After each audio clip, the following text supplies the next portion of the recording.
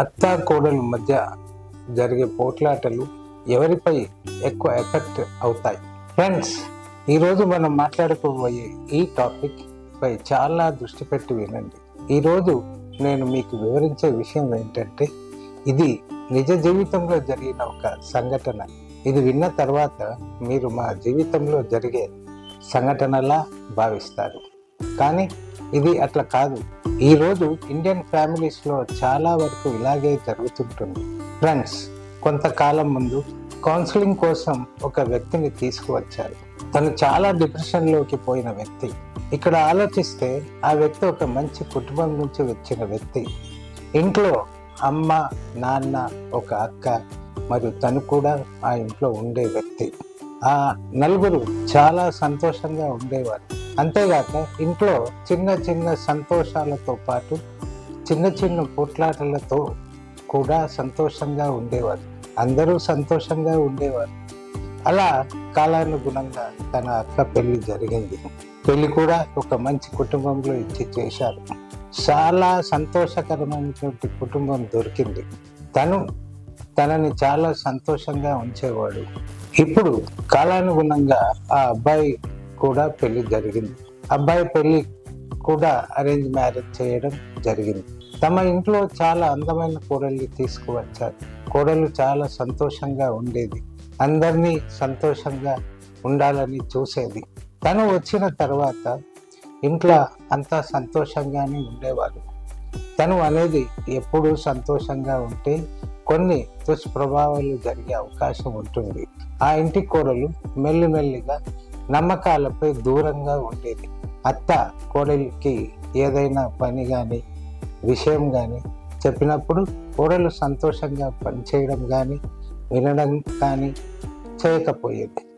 ఇలా చేయడం వల్ల అత్తకు చాలా చెడుగా అనిపించేది. కాలానుగుణంగా అత్త కోడలు మధ్య మెల్లిమెల్లిగా ఆలోచనల్లో దూరం ఏర్పడింది. అయినా ఇంట్లో అంతా మంచిగా అన్నీ జరుగుతూ ఉండేది. కాలానుగుణంగా ఆ ఇంట్లో తండ్రి మరణించారు. తండ్రి మరణించగానే ఆ అబ్బాయిపై ఇంటి పనులు, వ్యాపారం వల్ల తనపై ఒత్తిడి పెరిగింది. వ్యాపారంలో ఎంటర్ కావడంతో అబ్బాయిపై ప్రెషర్ పెరిగింది.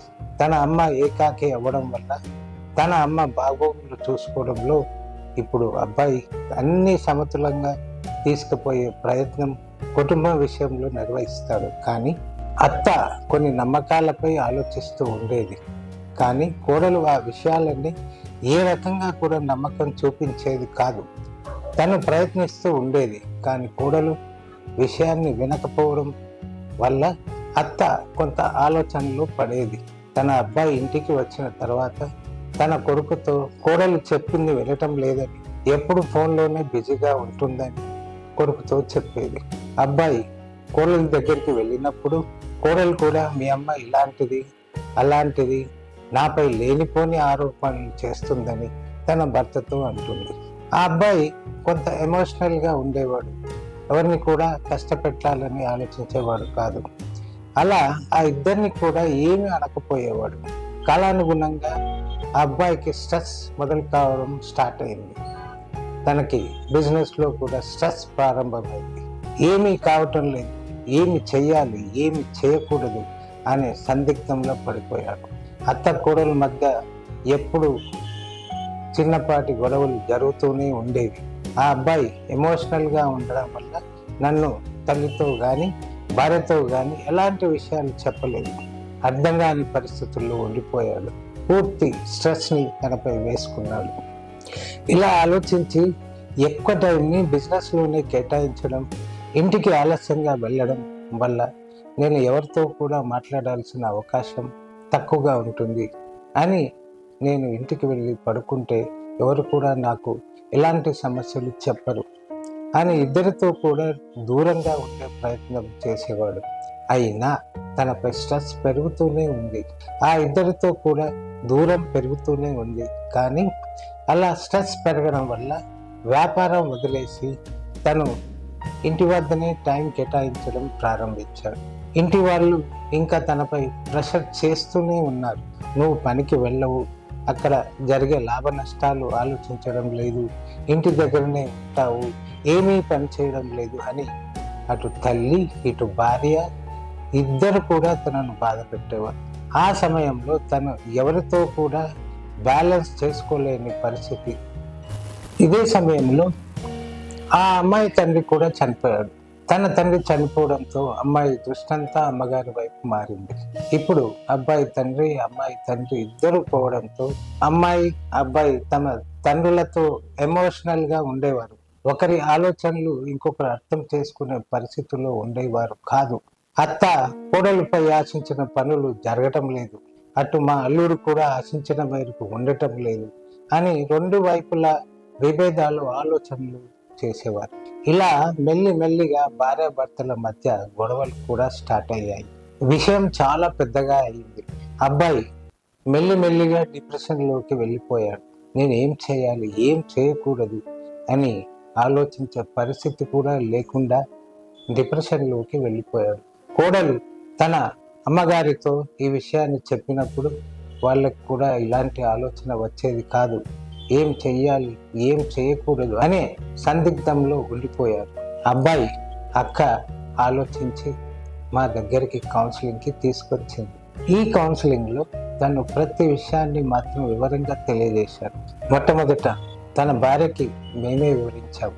అత్త కోడలు మధ్యన జరిగే విభేదాలు అబ్బాయిపై పడ్డాయని, మీ భర్త నువ్వు చాలా ప్రేమిస్తావని తెలుసుకొని, కానీ మీ భర్తని నువ్వు చాలా ప్రేమిస్తావని తెలుసు, కానీ నువ్వు మీ అత్తతో గొడవలు పడకుండా ఉంటే మంచిదని, ఎందుకంటే మీ అత్త నువ్వు తన ఇంటి కోడలుగా రావాలని చెప్పిన మొదటి వ్యక్తి తనే. తను అంగీకరించడంతో ఇతను నీకు భర్తగా వచ్చాడు. కాబట్టి మీరు మీ అత్తని సన్మానించండి. అప్పుడు మీ భర్త సంతోషంగా ఉండడమే కాదు, నిన్ను కూడా సన్మానిస్తాడు. సంబంధాల్లో కూడా సన్మానించాలి. ఇలా చెప్పడం వల్ల మెల్లిమెల్లిగా అమ్మాయి ఆలోచించి తన ఆలోచనలు మార్పు చేసుకుంది. ఇప్పుడు వచ్చింది అత్తగారి విషయం. అతతో కూడా మీరు మీ కోడలితో గొడవలు చేసుకోవద్దు. మీరెప్పుడు కూడా తనపై ఆశలు ఎక్కువ పెట్టుకోకూడదు. తనని ఎప్పుడు కూడా తక్కువ చేసి మాట్లాడకూడదు. ఇలా చేయడం వల్ల ఈ ప్రభావం మీ కొడుకుపై పడుతుందని అప్పుడు తను డిఫెన్స్ మోడ్లోకి వెళ్ళిపోయింది. ఏమి, నేను నా కోడలితో ఇంత కూడా నేను చెప్పలేనా? నేను నా కొడుకుతో నా మనసులోని ఆలోచనలు కూడా చెప్పలేనా? ఇలాంటి విషయాలు చెప్పి తనని తాను డిఫెండ్ చేసుకోవడం ప్రారంభించింది. సర్దుబాటు చేయడం చాలా కష్టమైంది, కానీ చాలా కష్టంగా తనను కూడా సమాధానించడం జరిగింది. మీ కొడుకు మీ ఇద్దరిని సన్మానిస్తాడు, సంతోషంగా తనతో ఉండాలి. ఇలా తన డిప్రెషన్ నుంచి బయట తీసుకురావడం జరిగింది. ఇక్కడ మనం తెలుసుకున్న విషయం ఏంటంటే, అత్తా కోడలు కొట్లాడుకోవడం వల్ల ఆ ప్రభావం అంతా కూడా కొడుకుపై పడుతుందని తెలుసుకున్నాం. ఇలా జరగడం వల్ల చాలా మంది డిప్రెషన్లోకి వెళ్ళిపోతారు. అంతేగాక చాలా మంది దురలవాట్లకు బానిస అవుతారు. చాలా మంది తాగడం లేదా ఇంకేదైనా అలవాట్లకు బానిస అవుతారు. దాని తర్వాత ఇంట్లో గొడవలు కావడం, అత్త కోడలు కూడా అశాంతిగా ఉండడం, కొడుకు డబ్బులను వృధా చేయడం, ఆరోగ్యాన్ని కూడా చెడగొట్టుకుంటాడు. అందుకే అత్త కోడలు ఎప్పుడు కూడా పోట్లాటకు ముందుకు రాకూడదు. ఎందుకంటే ఆశలు పెట్టుకోకూడదు. అప్పుడే మన ఇండియన్ ఫ్యామిలీలో శాంతి ఉండే అవకాశం ఉంది. అత్తకి కూడా కొన్ని ఆశలు ఉంటాయి, కోడలికి కూడా కొన్ని ఆశలు ఉంటాయి. ఈ ఇద్దరు గొడవలకు దూరంగా ఉండి ఇంటిని సంతోషంగా ఉంచే మాదిరిగా ప్రయత్నం చేయాలి.